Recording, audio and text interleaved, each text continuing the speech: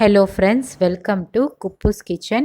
இன்றைக்கி வீடியோவில் நம்ம என்ன ரெசிபி பார்க்க போகிறோம்னா குழம்பு ரெசிபி தான் பார்க்க போகிறோம். இது உடம்புக்கு அவ்வளோ நல்லது. சுண்டைக்காய் புளிக்குழம்பு தான் இன்றைக்கி எப்படி செய்கிறதுன்னு பார்க்க போகிறோம். இந்த ரெசிபி எப்படி செய்கிறதுன்னு பார்க்குறதுக்கு முன்னாடி இது வரைக்கும் நீங்கள் நம்ம சேனலை சப்ஸ்கிரைப் பண்ணாமல் இருந்தீங்கன்னா மறக்காமல் சேனலை சப்ஸ்கிரைப் பண்ணுங்கள், லைக் பண்ணுங்கள், ஷேர் பண்ணுங்கள், கமெண்ட்ஸ் பண்ணுங்கள். மறக்காமல் பெல் நோட்டிஃபிகேஷனை கிளிக் பண்ணுங்கள். அப்போ தான் நாங்கள் அப்லோட் பண்ணுற வீடியோஸ் வந்து உங்களுக்கு உடனுக்குடன் வந்து சேரும். வாங்க இந்த ரெசிபி எப்படி செய்யுதுன்னு பார்க்கலாம். கிச்சனுக்குள்ளே போகலாம். இந்த ரெசிபி செய்கிறதுக்காக நம்ம வந்து புளி ஊற வச்சு எடுத்துக்கலாம். பெரிய நெல்லிக்காய் சைஸ் அளவு வந்து புளி எடுத்துக்கிட்டேன். அரை டம்ளர் அளவு வந்து தண்ணியை சேர்த்துட்டு இதை நல்லா ஊறட்டும். 200 கிராம் அளவு வந்து சுண்டைக்காய் வாங்கிட்டு வந்து நல்லா வாஷ் பண்ணி எடுத்து ஒரு பிளேட்டில் வச்சாச்சு. இப்போ சுண்டைக்காயை வந்து நசுக்கி எடுத்துக்கணும். 5லேருந்து 6 சுண்டைக்காயை எடுத்துட்டு இந்த மாதிரி வந்து நம்ம நசுக்கி எடுத்துக்கணும். அப்போ தான் வந்து நமக்கு சூப்பராக வரும். அப்படி இல்லைன்னா நீங்கள் வந்து அருவாள் மண்ணில் வந்து இந்த மாதிரி ரெண்டாக வந்து கட் பண்ணி எடுத்துக்கலாம். உங்களோட விருப்பம்தான். இந்த சுண்டைக்காய் வந்து இந்த மாதிரி நசுக்கி எடுத்துக்கலாம், இல்லைனா கட் பண்ணி எடுத்துக்கலாம். ஸோ இதே போல் மீதமுள்ள சுண்டைக்காய் எல்லாமே கட் பண்ணி நம்ம தண்ணியில் சேர்த்துடலாம். அப்போ தான் கலர் வந்து சேஞ்ச் ஆகாமல் இருக்கும்.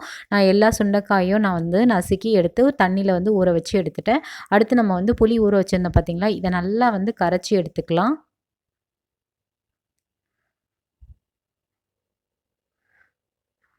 இப்போ இந்த புளியை வந்து கரைச்சாச்சு. இதை வடிகட்டி எடுத்துக்கணும். புளியை பார்த்தீங்கன்னா ஸோ இன்னும் கொஞ்சம் வந்து தண்ணியை ஆட் பண்ணி புளியை இன்னும் நல்லா வந்து கரைச்சி ஊற்றி எடுத்துக்கலாம்.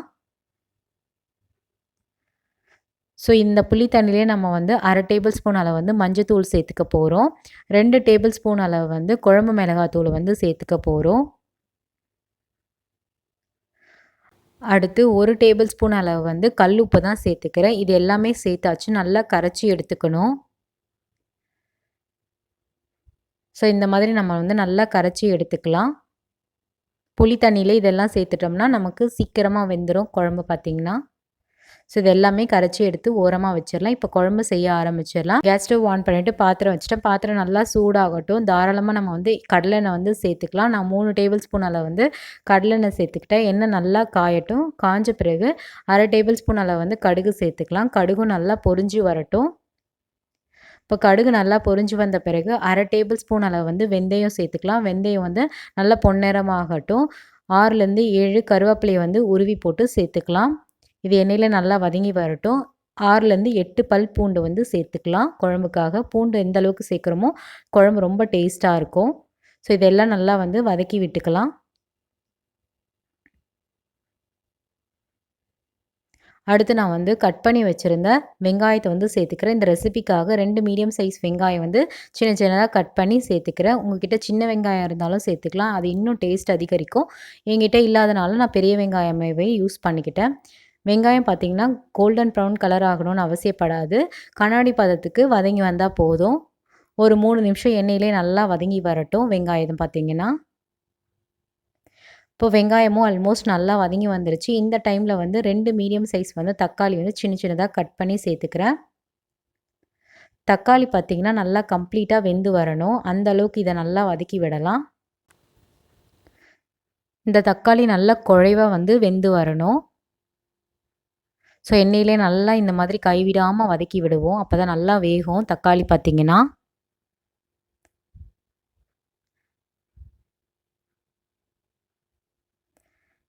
தக்காளி நல்லா குழைவாக வெந்து வந்துருச்சு. நசுக்கி வச்சுருந்த பச்சை சுண்டைக்காயை வந்து சேர்த்துக்கலாம் எல்லாத்தையும் குழம்புல. இதுவும் எண்ணெயில் பார்த்தீங்கன்னா 3 நிமிஷம் நல்லா வதக்கி விடணும். ஸோ இந்த மாதிரி கைவிடாமல் 3 நிமிஷம் நல்லா இந்த சுண்டைக்காய் எண்ணெயிலே நல்லா வதங்கி வரணும். நல்லா வதங்கட்டும். வெயிட் பண்ணலாம்.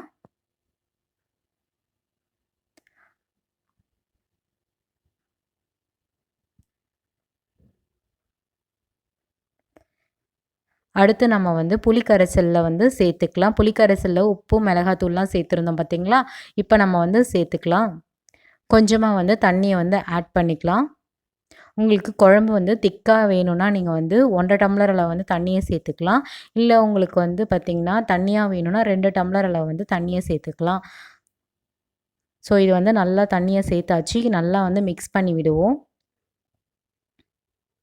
இந்த டைமில் வந்து உப்பு காரம் எல்லாம் வந்து கரெக்டாக இருக்கான்னு செக் பண்ணி பாருங்கள். கம்மியாக இருந்தால் நீங்கள் இப்போ ஆட் பண்ணி நல்லா கலந்து விட்டுக்கலாம்.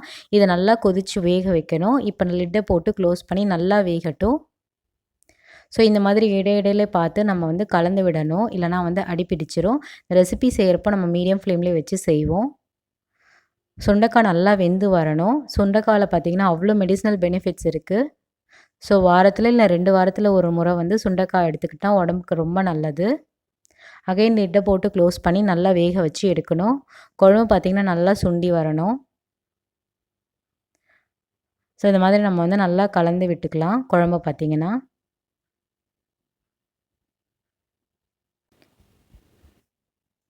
இப்போ பார்த்திங்கன்னா குழம்பு நல்லா திக்காகி வந்துருச்சு. ஆல்மோஸ்ட் நமக்கு குழம்பு தயாராகிடுச்சு. இப்போ ஃபைனலாக நம்ம வந்து கொத்தமல்லியை வந்து தூவிக்கலாம். நல்லா வாசம் தரும். ஃபைனலாக நம்ம இந்த கொத்தமல்லியை சேர்த்துக்கிட்டு நல்லா கலந்து விட்டுக்கலாம். கொத்தமல்லியை சேர்த்துட்டு இந்த திக்கான கன்சிஸ்டன்சியே போதுமான அளவு தான். இந்த குழம்பு பார்த்திங்கன்னா இன்றைக்கி சாப்பிட்றத விட செஞ்ச நெக்ஸ்ட் டே சாப்பிட்டோம்னா இன்னும் சூப்பராக இருக்கும். அவ்வளோதாங்க, பச்சை சுண்டைக்காய் குழம்பு இல்லைனா பச்சை சுண்டைக்காய் புளிக்குழம்பு வந்து தயாராகிடுச்சு.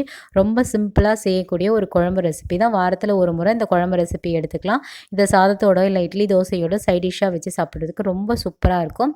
வாரத்தில் ஒரு முறை இல்லை 2 முறை வந்து இந்த சுண்டைக்காய் எடுத்துக்கிட்டோம்னா உடம்புக்கு அவ்வளோ நல்லது. இதில் நிறைய மெடிசினல் பெனிஃபிட்ஸ்லாம் இருக்குது. கட்டாயம் இந்த சுண்டைக்காய் புளிக்குழம்பு வீட்டில் வந்து ஒரு முறை செஞ்சு பார்த்துட்டு எப்படி இருக்குன்றதை எங்களுக்கு மறக்காமல் கமெண்ட்ஸில் தெரியப்படுத்துங்க. இந்த ரெசிபி உங்களுக்கு பிடிச்சிருந்தால் மறக்காமல் சேனலை சப்ஸ்கிரைப் பண்ணிவிட்டு சப்போர்ட் பண்ணுங்கள். அதே போல் உங்களோட ஃப்ரெண்ட்ஸ் அண்ட் ஃபேமிலிக்கும் இந்த வீடியோ ஷேர் பண்ணுங்கள். இதே போல் வேறு ஒரு டிஃப்ரெண்ட்டான ரெசிபி வீடியோவில் நம்ம சந்திக்கலாம். பை.